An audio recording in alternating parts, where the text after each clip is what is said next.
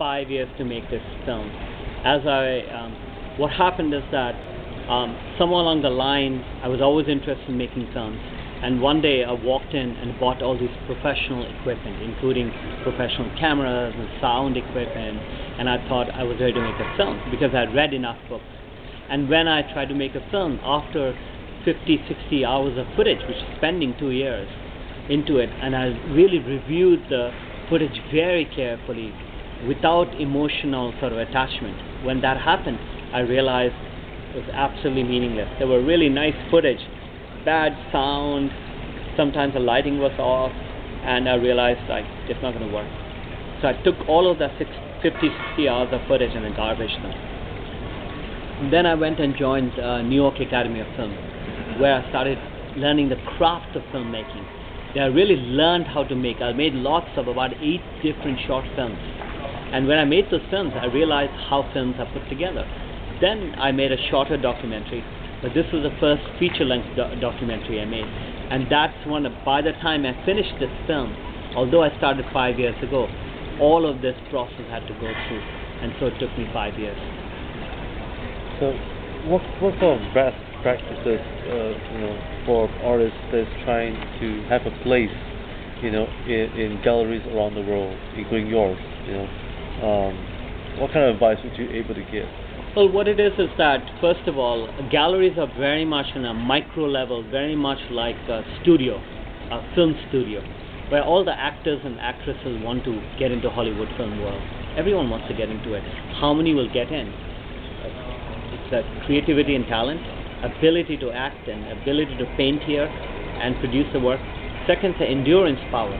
Whether are you going to be here, you may be very talented, but if you're here, suddenly you say, you know what, I'm tired of this. I want to change and move into some other profession. What happens then? So people want to see, do you have the power of endurance? Are you actually rotating within the circuit? Art galleries, museums, biennales, triennales, all of these. They see you over and over again, and if you have talent, someone will pick you up. A museum curator, a gallery, a critic, someone out of the 3, one will pick you up, and that will allow the second one to come through.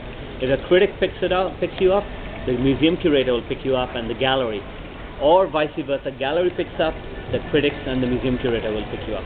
You have to show endurance power, and you have to show creativity and talent. Okay.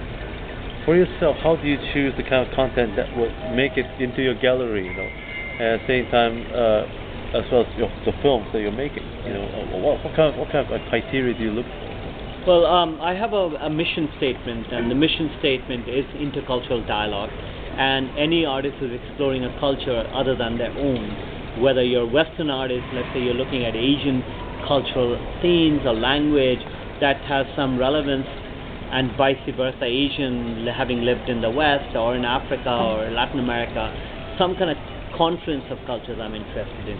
That's the basic broad parameter. What's really important is that, are you providing something that is new to the industry, new to the cultural aspect, or are you just borrowing artistic languages and putting it together? If you're borrowing, if you're derivative, then obviously I'm not interested.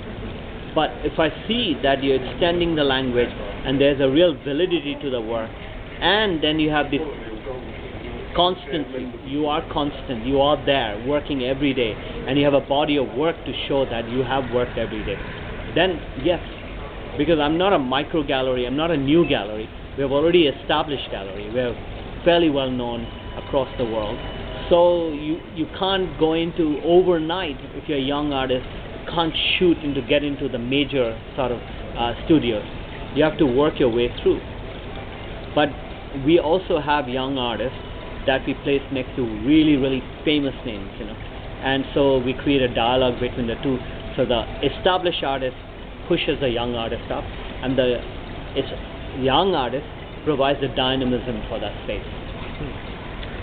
One last question, and that is, do you have any regrets, in any part of the experience being a filmmaker as well as a gallery owner, in enhancing the experience for other artists?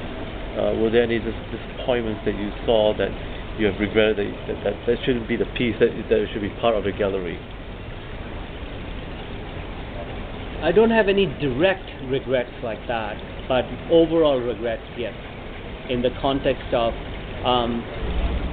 I could have locked in some really, really good artists, and I waited because I said I'm not prepared to promote their work at the moment because I don't have that I was a new gallery at that point, and although they came to me, I said maybe 2 years from now I'll be in a better position, because you can't disappoint the artist also. Let's say I take the artist and I say I give you a great show and not deliver what they're looking for, then you're misguiding them. So in that respect I'm very cautious. I don't like to build up more than I can deliver. So in that respect, yeah, I missed out some very, very talented artists that I had access to, but I'm very happy for them. They're doing very well. So. Once again, Mr. Tagore, thank you very much for sharing with us at the National Critics' Choice, and we look for more of your talent in the coming years. Thank you so much for inviting me.